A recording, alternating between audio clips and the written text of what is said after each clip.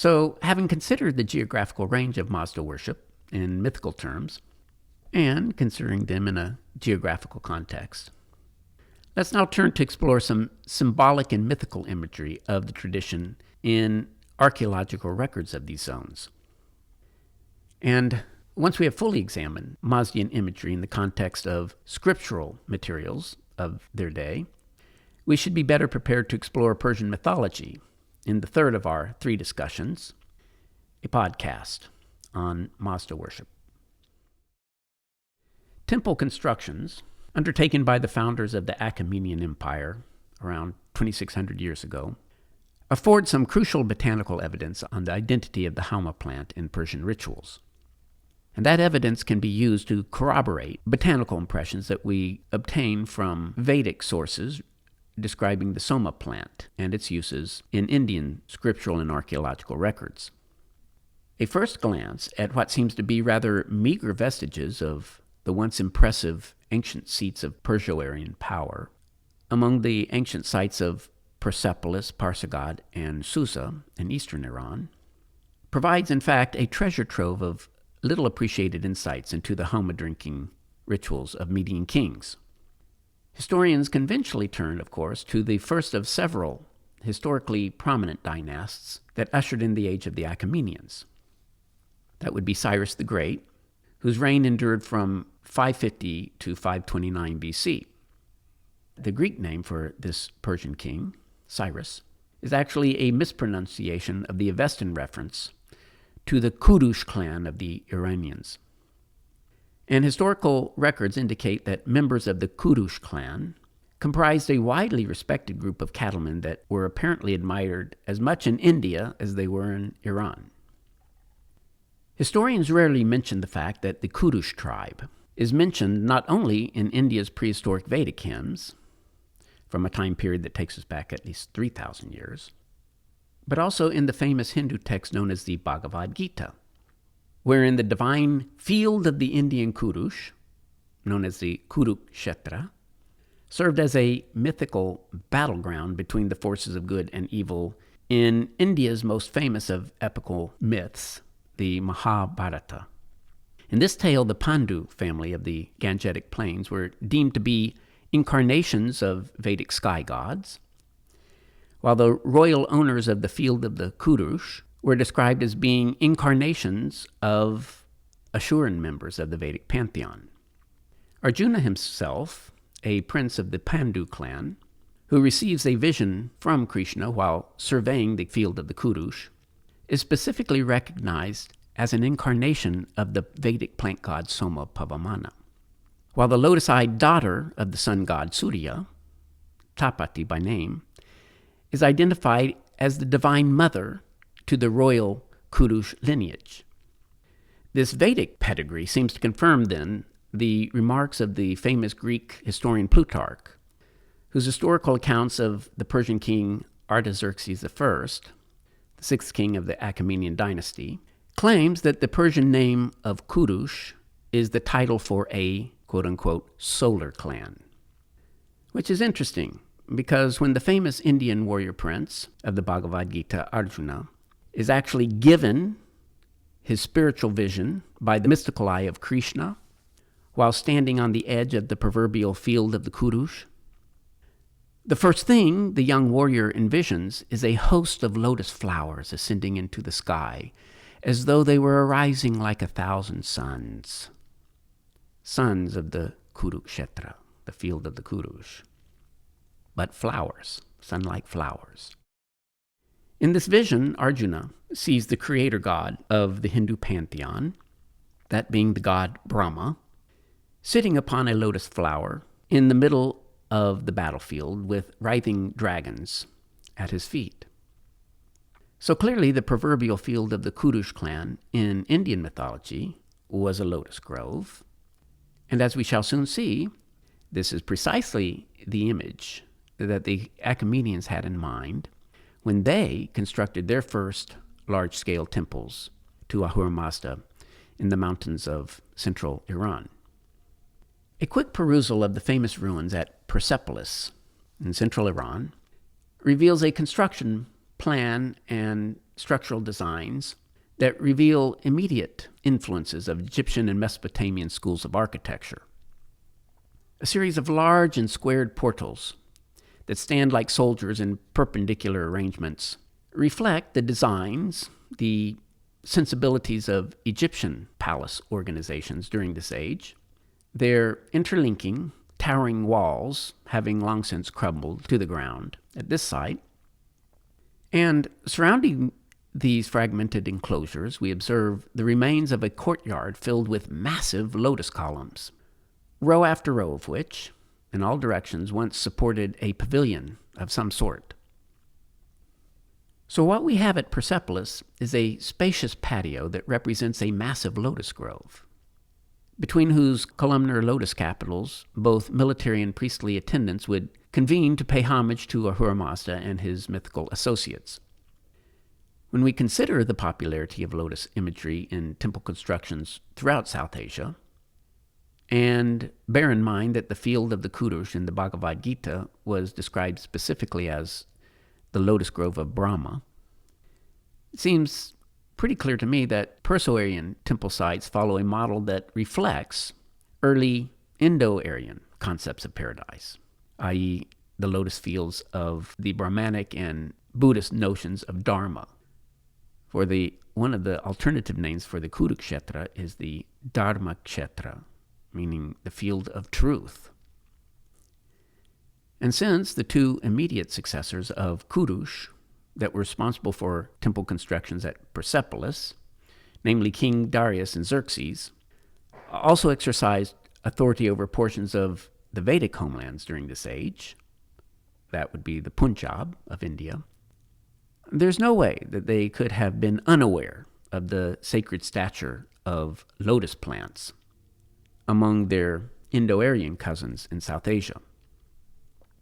On the other hand, the familiar winged disc symbol that we encounter on lintels that decorate prominent portals at Persepolis is known to be actually of Egyptian origin, not Mesopotamian origin, as this sun symbol appears frequently on coffins and Nilotic palace facades more than 2 millennia before it found its way to rise and shine over temple grounds of Iranian Mazda worshippers. And since Darius, an indirect heir to the throne of Kurush, was also crowned as a pharaoh of Egypt during his reign, it seems clear now that the Persians felt perfectly justified in adopting an Egyptian symbol to exemplify the shining and empowering light of Ahura Mazda. Darius must have surely been aware that his choice of symbols for Ahura Mazda and Mithra, the sun god of the Persians, was used on foreign riverbanks to represent the sun god Ra and the lotus god Horus in Egypt, as well as various sun gods in Mesopotamia. Indeed, a close examination of this lintel clearly portrays both a Persian-styled winged disc above, with Ahura Mazda occupying its glorious glow, and an Egyptian-styled winged disc below, surrounded by Nilotic lotus rosettes, which we see just above the palace entryway. And we find that the very same winged disc was also employed to symbolize a host of Mesopotamian sun gods during this age, but on the banks of the Tigris and Euphrates rivers. As I mentioned, these sun gods were known variously as Marduk, Shamash, or Ashur, the latter title likely deriving from the Persian title of Ahura Mazda. Equally surprising is the fact that all these gods also shared close symbolic associations with lotus flowers, a detail that was not lost, apparently, to architects at Persepolis, as observed here by the juxtaposition of an Egyptian-styled winged disc with lotus rosettes and tridents. The Persian winged disc is easily distinguished from standard Egyptian examples of the symbol by the disc's presentation of tail feathers, as well as a pair of flanking tendrils whose tips uncoil or form crooked tridents, as well as the emergence of a fully personified, heavily bearded god from the waist up. Most historians identify this god as the creator spirit of Mazdaism, Ahura Mazda. And the Persians referred to this emblem either the Foruhar or the Faravahar, or in ancient Avestan, the Fravashi. Not unlike their Mesopotamian neighbors to the west, the Achaemenians also placed a host of protective hybrid animals beside the lotus stalks and rosettes on their decorative low reliefs on temple facades, most of which would have fit perfectly among Assyrian temples at Nineveh and Babylon. These bizarre creatures have the body of a sacred cow or lion, the wings of a solar eagle, the face of a lion, or the head of a horned human. And as many historians have long recognized, this combination of attributes matches precisely with the physical description of the biblical cherub, or the cherubim in plural, that guarded the Judaic immortalizing tree of life in the book of Ezekiel. Persians also followed the Mesopotamian habit of positioning this hybrid creature with an uplifted paw before a lotus tree of life motif, presumably to identify the creature as some sort of guardian spirit. This likewise mirroring the same mythic role of the Hebraic cherubim in the Garden of Eden. The shattered remains of Persepolis are conserved sufficiently enough to allow for the reconstruction of these shrines that once served the dynastic and religious purposes of Achaemenian kings from the 6th to the 4th centuries BC. One such attempt was undertaken by the first French architect and Egyptologist to visit and investigate Persepolis during the 19th century, that being Charles Chipier, whose insights reveal an architectural marvel that was admired by all that knew the Persian world in antiquity.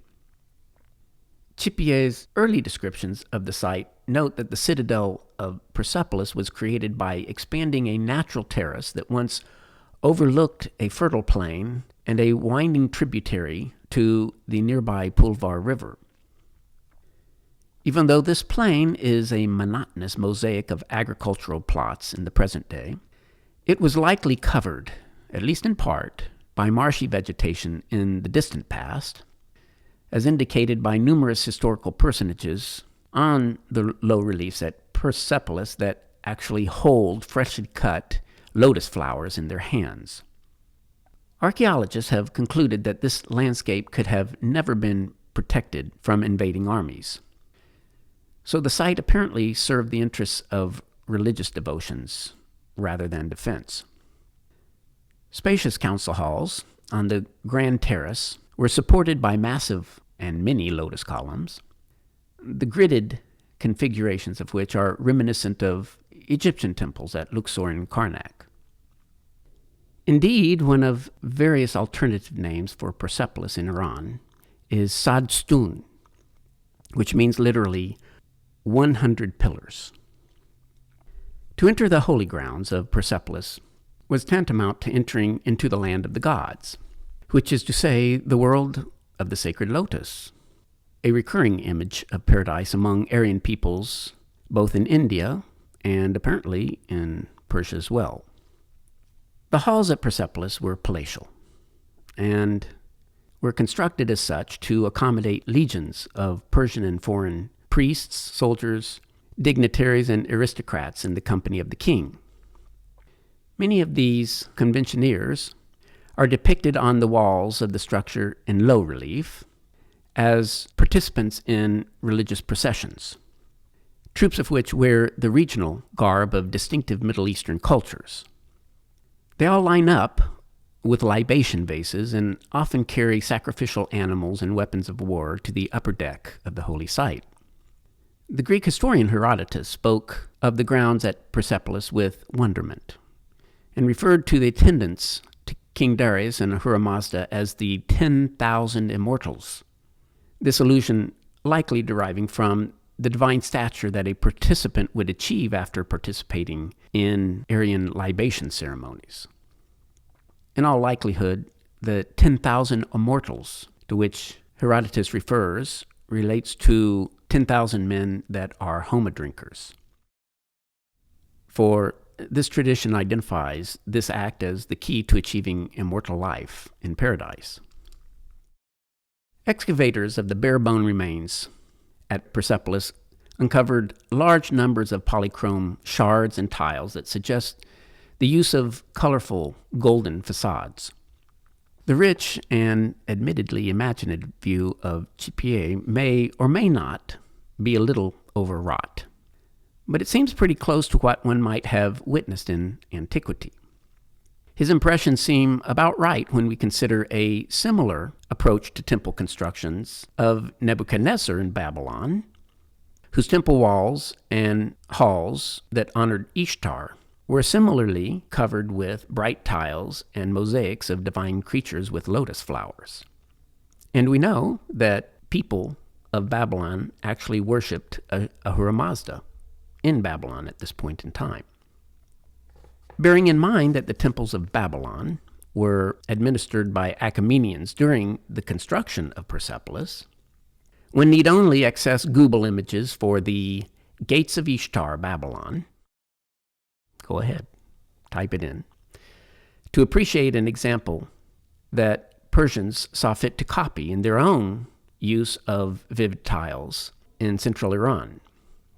Or you might want to take a look at our episode on the Mesopotamian Tree of Life on Paradise Earth.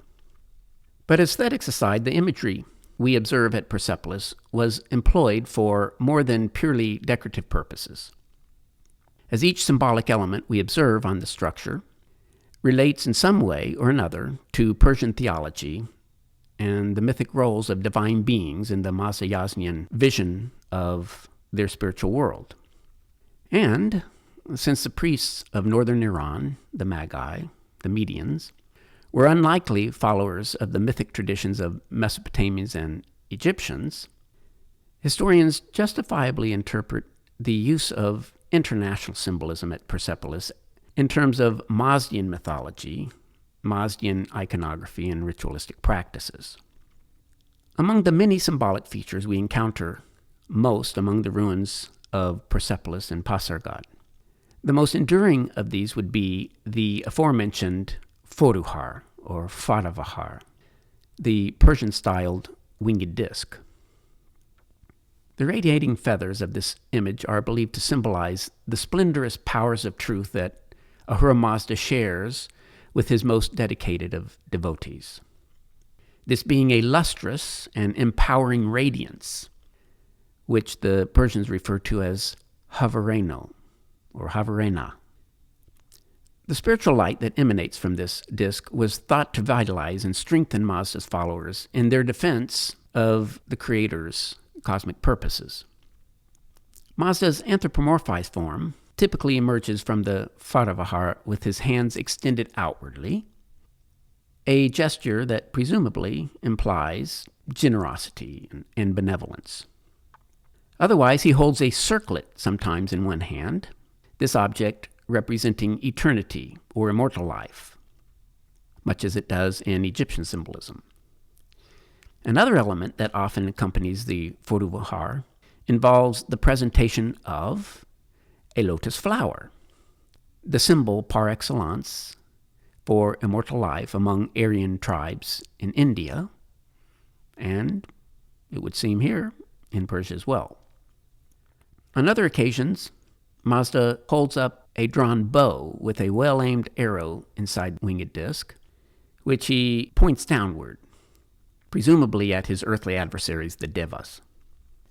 One of many classical examples of the foruhar at Persepolis occupies a front and center position above the famous double staircase that ascends the south terrace. We observe the march of hundreds of Darius' so-called immortals as they ascend the staircase underneath the aura of Mazda's havareno.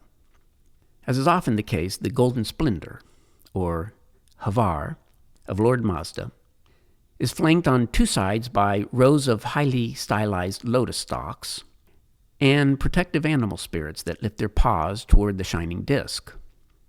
And stylized lotus flowers with interlinking buds at their base and full-blown flowers at the tips of their stalks, are commonly associated with solar discs, as was also the case in Egypt and Mesopotamia. A very fine and detailed Mesopotamian-styled seal of Darius, extracted from the ruins of Persepolis, displays a variation on this constellation of symbols. We see two chimeric lion goats outstretching a protective paw toward a singular upright lotus stalk that sprouts below the shrine of Mazda's Foruhar. And we note on this seal that Mazda holds a lotus trident in one hand, just as the king himself, who stands below the shining disk, which expresses his adoration to the sky god and to his flower, apparently. The symbolic focus in the scene is clearly the pillared lotus stalk on the ground, which ostensibly represents the Mazdian immortalizing golden gleaming tree of life, which in this case would be a lotus flower. As noted earlier, it is difficult to distinguish this image from that of King Ashurbanipal in the city of Nineveh on the Tigris River, not but a century earlier, who himself paid reverence to a sun god by the name of Shamash or Ashur, a god that is frequently seen hovering above a lotus-formed tree of life in Mesopotamia. So close attention to detail must be paid to discern Persia's symbolic perspectives from those of other lands, be those of Egypt, Mesopotamia, or India. Because there is one very fundamental difference between the lotus of the Nile, the Tigris, and Euphrates rivers, and those of the Caspian Sea, the Oxus, and the Aras rivers.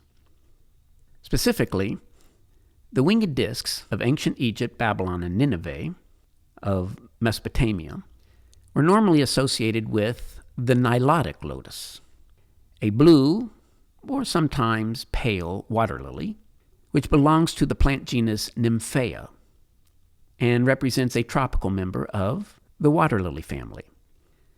This is not the same flower as the sacred lotus of the Aryans of India, however, which would be the sacred lotus of Brahmins and Buddhists, known scientifically as Nelumbo nucifera.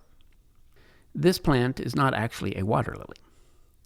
This sacred lotus actually belongs to an unrelated plant family, the Nelumbonaceae.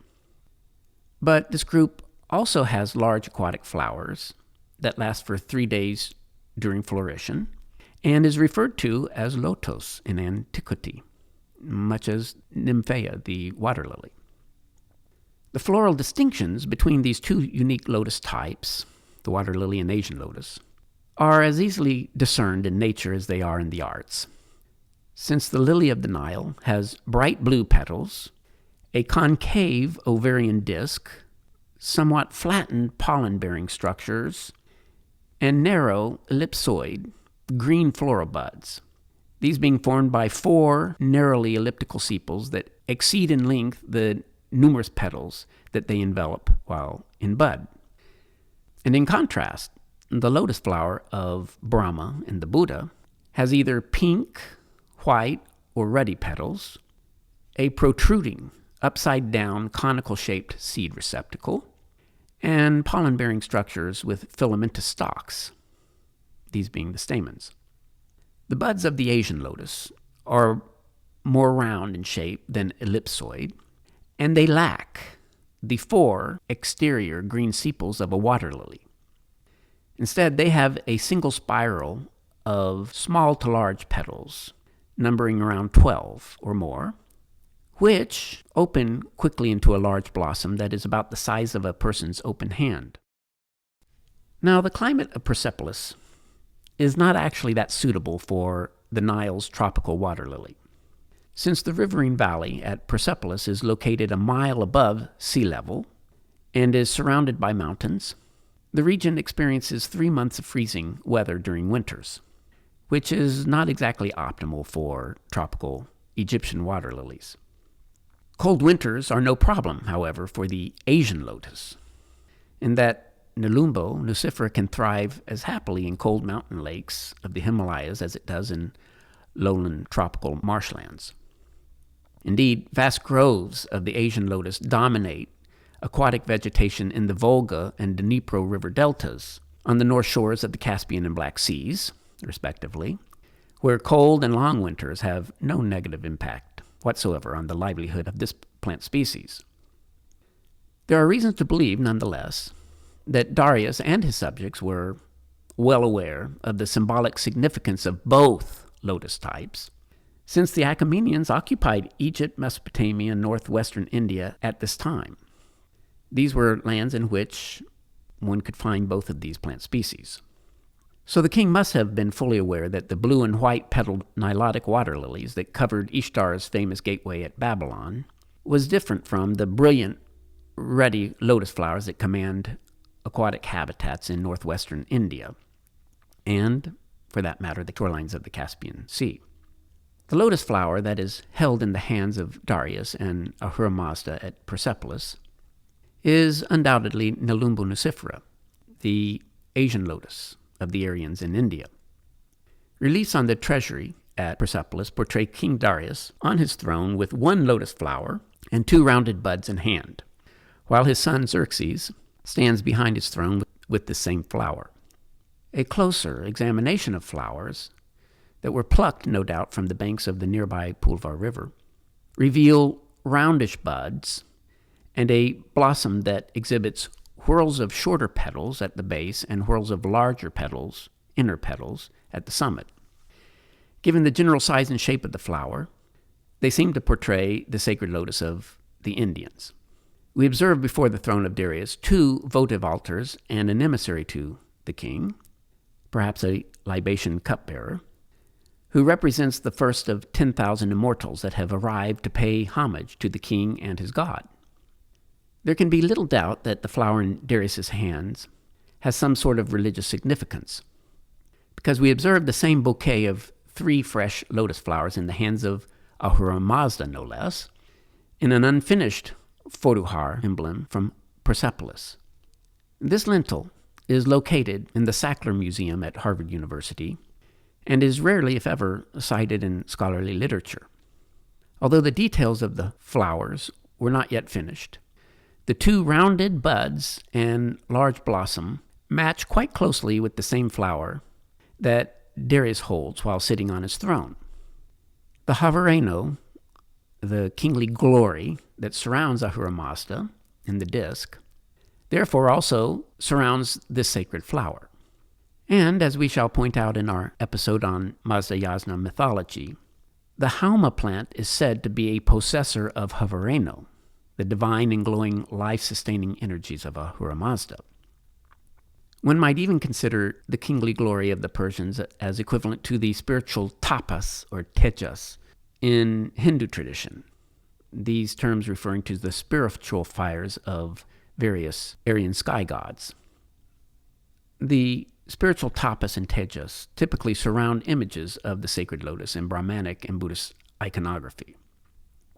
It's also noteworthy that the Indo-Aryan complement to the Persian sun god Mithra, that being the Indian sun god Surya, is also typically surrounded by an aura of spiritual fires as he upholds flowering lotus stalks while standing on full-blown lotus blossoms. Examples of this iconic form are explored in our episode on Soma and the Vedas. Another piece of evidence to support an Asian lotus determination for the flowers at Persepolis comes from India itself, because it turns out that Darius actually occupied what the Persians refer to as the Sind, and that would be the Indus River, including the upper regions of the river system. And this would be formally acknowledged as part of the Haptad Sindhu, the land of the 7 rivers, one of various widely distributed quote-unquote good lands of Mazda worshippers. In our separate episodes on Buddhist symbolism, we point out that the oldest known stone lotus capitals that are known from ancient India, which date from around 300 BC and mark some of the earliest known pilgrimage sites of Buddhist monks, are described by art historians as Persepolitan capitals. This is because we first encountered this unique style of lotus capital at Persepolis some 2 centuries before they appear in India. Generally speaking, The flower's stylized structure is bell-shaped, the petals reflexing backwards and completely, a typical and distinguishing feature of the Asian lotus, Nelumbo nucifera. The capital is also typically topped by a flat disc, which presumably represents the flat golden receptacle of an Asian lotus blossom, upon which symbolic animals and symbols are placed. Even the lions on these early Buddhist capitals have faces that betray Persian influences and inspiration. So, as a matter of fact, India's first stone lotus pillars are based on Persian perspectives of the sacred lotus, which demonstrates, I think in this case, a west to east directionality in the migration of this floral symbol of immortal life. Even as late as the 2nd century AD, we encounter Buddhist lotus images that are based on Persian antecedents. At Amaravati, for example, in central India, the equivalent emblem of a Persian foruhar, a winged disc bearing 2 descendant coils, is situated upon a Buddhist Dharma pillar, the central disc itself bearing a radial array of petals. In this connection, the winged disc is overtly identified as the lotus flower, the pillar itself being a stout lotus stem. Around the north gate of a Buddhist stupa at Sanchi in central India, these symbolic forms, predating those of Amaravati by 3 centuries, a Buddhist Dharma pillar is an erect lotus stalk, but the flower lacks wings. Note, however, that 2 coiling Persian-style tendrils flank the pillar, rather than the floral disc. The same configuration of symbolic elements is observed on a stone relief with the foruhar at Persepolis. Note how rows of floral rosettes frame the divine disc above and below, and that profiled perspectives on the rosettes are placed upon erect stalks that flank the disc on both sides. In this foruhar, the disc's paired coils connect to the waist of Ahura Mazda, while 2 basal strands extend downward to connect with the interlinking stems of the tree of life motif. So the radiant foruhar is apparently symbolic of the radiant flowers. Which brings to mind, then, a needling thought. Is the lotus a symbol of the sun, which every art historian and iconologist has suggested in the past? Or is the sun a symbol of the sacred flower? And the answer to that question must consider which of these objects in the natural world is the true object of devotion, the sun or an immortalizing plant.